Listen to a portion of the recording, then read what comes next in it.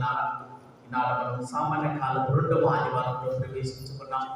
ఈనాటి దివ్య గ్రంథ పఠనాలను మనం గమనించినట్లయితే దేవుడు మనకు చెప్పేటటువంటి మాట ఏమిటంటే దైవ నిర్ణయం, సేవా జీవితం అంటారు.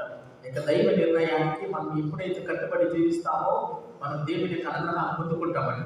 అందుకే దేవుడు మనిషిని సృష్టించేటప్పుడు ఒక ప్రణాళికతో మనిషిని సృష్టిస్తాడంట. దేవుడు ప్రతి ఒక్కరికి ఒక ప్రణాళిక, ఒక బాధ్యత వస్తుంటాడు. ప్రణాళిక, ఒక బాధ్యతను, ఆ యొక్క ప్రణాళిక బాధ్యతను మనం ఎప్పుడైతే నెరవేరుస్తామో అప్పుడు మన దేవుని ఆశీర్వాదాలు మనం పొందుకున్న వాళ్ళం అవుతాం. చూడండి, ఆ యొక్క దేవుని యొక్క నిర్ణయం ఒకటి, మనము ఇంకొకటి చేస్తే మన యొక్క జీవితం అనేది ఆశీర్వదింపబడు. అందుకే దైవ నిర్ణయం, సేవా జీవితం అంటారు.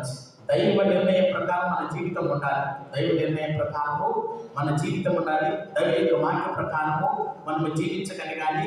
మనము దేవుని యొక్క ఆజ్ఞలకు కట్టుబడి జీవించాలి. దేవుని ఆజ్ఞలకు లోబడి జీవిస్తేనే మనము దేవుని యొక్క ఆశీర్వాదాలు పొందుకుంటామని. అందుకే ప్రియులకు దేవుని బిడ్డలారా, చూడండి, మనము మన బాధ్యతలు మనం నెరవేర్చుటలో మనం ఎంతో పాత్రను పోషించాలి.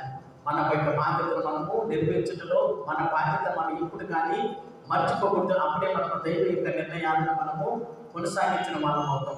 ఉదాహరణకు, తల్లిదండ్రులు బిడ్డలకు దైవ నిర్ణయాన్ని నేర్పించగలగాలి. అది తల్లిదండ్రులు, గురువుల యొక్క బాధ్యత. ఎప్పుడైతే మనము మన బాధ్యతను నెరవేరుస్తూ మన బిడ్డలను దేవుని యొక్క సన్మానంలో నడిపించగలిగామనుకోండి, వాళ్ళకు బంగారు భవిష్యత్తు చూపించిన వాళ్ళం అవుతాం. దేవుడు మనకి ఇచ్చినటువంటి బాధ్యతను మనము సక్రమంగా నెరవేర్చిన వాళ్ళం. అది దైవ నిర్ణయము, దైవ యొక్క సంకల్పం.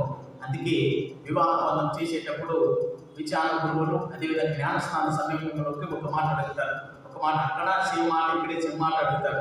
ఏమిటంటే, విచారణ గురువు మిమ్మల్ని అడిగేది, మీరు వివాహ బంధంలోకి ప్రవేశించిన తర్వాత దేవుడు మీకు ఇచ్చే సంతానాన్ని దైవ ఆజ్ఞల ప్రకారము, తిరుసభ నియమ నిబంధనల ప్రకారము మీరు పెంచడానికి సిద్ధంగా ఉన్నారంటే మీరందరూ ఏమంటారు? సిద్ధంగా ఉంటాము. అదే మాట జ్ఞానస్నానం ఇచ్చేటప్పుడు కూడా దేవుడు అంటాడు, దేవుడు మీకు సంతానాన్ని ఇచ్చాడు. ఆ యొక్క సంతానాన్ని దైవ యొక్క నియమ నిబంధనల ప్రకారం, దైవ నిర్ణయం ప్రకారం, తిరుసభ నియమ నిబంధనల ప్రకారం మీరు పెంచుటకు ఇష్టపూర్తిగా ఈ జ్ఞానస్నానం స్వీకరిస్తూ ఉన్నారంటే మీరంతా ఏమంటారు? సిద్ధంగా ఉన్నారు. అది దైవ నిర్ణయము, దేవుని యొక్క సంకల్పం అంటారు. ఆ యొక్క దైవ నిర్ణయాన్ని మన యొక్క సేవ జీవితం ద్వారా కొనసాగించాలి. మనం చూపించవలసినటువంటి మార్గాన్ని మన బిడ్డలకు చూపించాలి. మనము దేవుని యొక్క సన్మార్గంలో నడిస్తే మన బిడ్డలను మనము దేవుని యొక్క సన్మార్గంలో పెంచిన వాళ్ళం అవుతాం.